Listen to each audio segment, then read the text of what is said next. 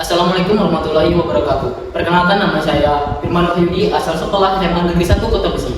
Di sini kami sebagai tim afirmasi atau tim pro. Saya memposisikan diri sebagai pembicara pertama. Dengan mosi, Dewan ini akan mewajibkan perusahaan memberikan kesempatan kerja lebih besar kepada lulusan SMK. Berdasarkan data resmi dari Badan Pusat Statistik, kelompok lulusan SMK secara konsisten terus menjadi penyumbang angka tingkat pengangguran terbuka tertinggi di Indonesia, yaitu 7,74%. Melampaui lulusan SMA dan universitas. Secara real ada 813.776 anak bangsa berkeahlian teknis yang saat ini luntang-lantung tanpa pekerjaan dibandingkan jenjang pendidikan lainnya. Jumlah lulusan SMK yang belum terserap di dunia kerja berkisar belasan persen dari total pengangguran terbuka nasional. Ironi ini menjadi dasar mengapa Dewan ini hari ini menyatakan sikap tegas setuju bahwa perusahaan wajib memberikan kesempatan kerja yang lebih besar kepada lulusan SMK. Bagaimana mungkin institusi pendidikan yang kurikulumnya dirancang 70% untuk praktik dan kesiapan kerja justru menghasilkan angka pengangguran yang lebih tinggi daripada lulusan sekolah umum? Sebelum melangkah lebih jauh, izinkan saya menyampaikan definisi dan batasan mosi agar perdebatan kita berjalan produktif. Yang dimaksud dengan kewajiban di sini adalah regulasi afirmatif dan pemerintah. Misalnya dalam bentuk kuota minimum rekrutmen, insentif pajak bagi perusahaan yang memenuhi kuota tersebut, serta sanksi administratif yang proporsional bagi yang tidak patuh. Kewajiban ini tidak bersifat mutlak tanpa syarat, melainkan disesuaikan dengan bidang usaha, skala perusahaan, dan ketersediaan posisi yang relevan dengan kompetensi kejuruan. Dengan definisi ini, kami ingin menegaskan bahwa mosi ini bukan tentang memaksa perusahaan menerima siapa saja tanpa kualifikasi, melainkan tentang membuka pintu yang selama ini tertutup rapat oleh diskriminasi struktural terhadap lulusan vokasi, ego sektoral industri, dan kegagalan pasar bebas. Selama bertahun-tahun, program Link and Match yang digalakkan pemerintah melalui Kementerian Sukarela antara sekolah dan industri. Namun mekanisme pasar bebas ini terbukti gagal karena industri cenderung bertindak oportunis dan enggan menanggung risiko.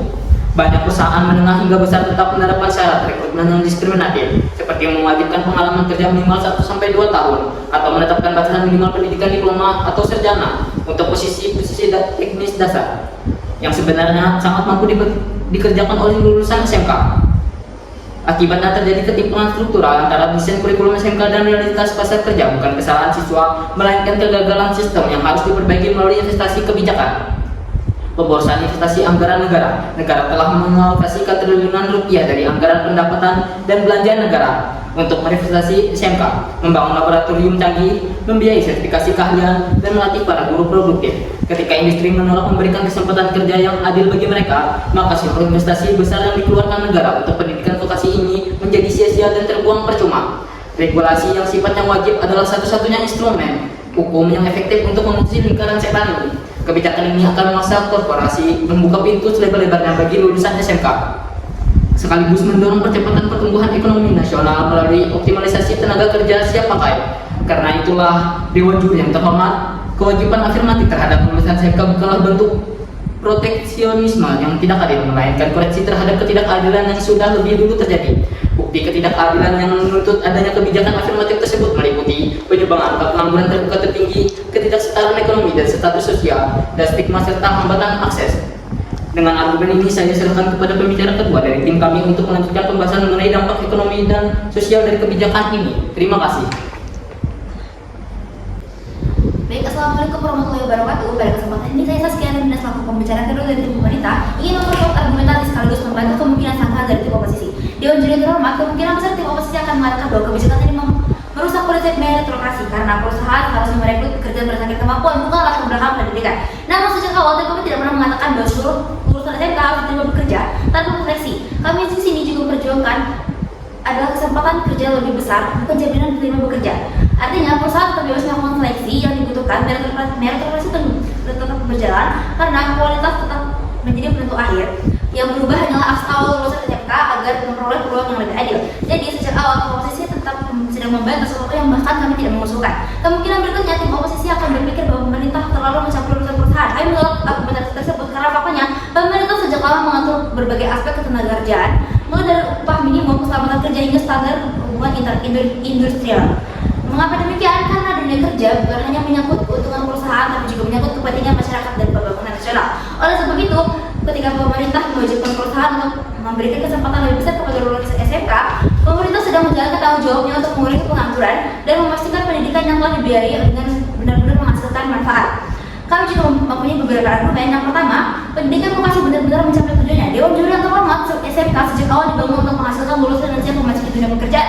Selama 3 tahun mereka memperoleh pekerjaan praktik yang banyak, mengikuti PKL dan bahkan mengenal budaya kerja secara langsung. Namun pertanyaannya, apa gunanya seluruh bekal tersebut apabila akses menuju kerja sangat terbatasi? Di sini munculnya persoalan yang disebut angkatan kerja terbuang.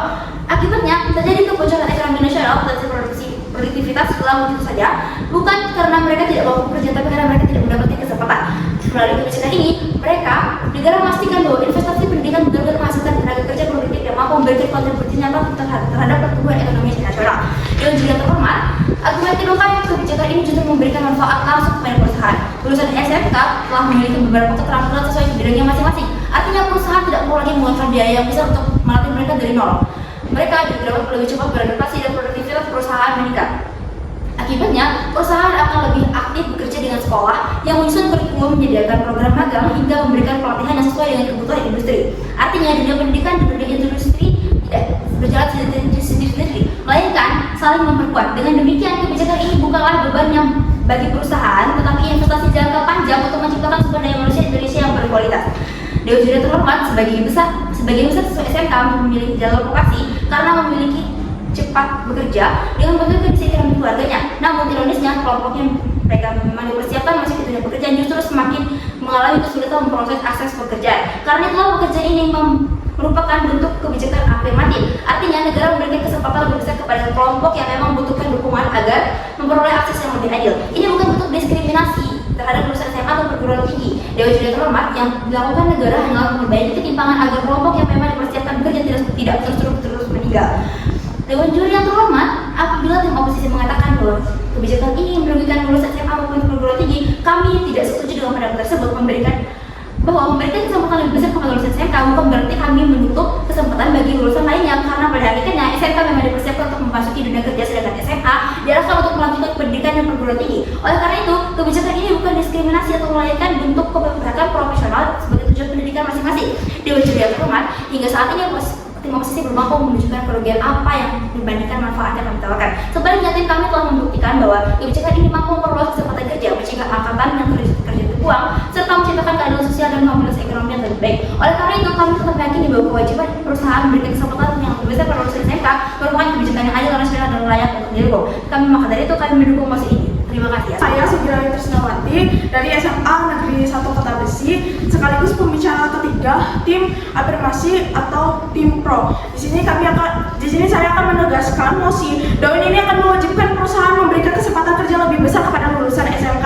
Hingga tapi ini tim kami telah membangun 2 landasan utama. Pertama, bahwa kebijakan ini merupakan bentuk koreksi terhadap kegagalan masa kerja yang selama ini kurang memberikan kesempatan kepada lulusan SMK meskipun mereka telah dipersiapkan secara khusus untuk memasuki dunia kerja. Kedua, bahwa kebijakan ini memberikan manfaat ekonomi sekaligus mewujudkan keadilan sosial melalui penurunan angka pengangguran, peningkatan produktivitas dan pemanfaatan tenaga kerja yang lebih optimal. Pada bagian saya, izinkan saya memperkuat posisi tim kami dan menjawab keberatan dari pihak oposisi sekaligus menyampaikan argumen ketiga mengenai keberlanjutan pembangunan sumber daya manusia Indonesia.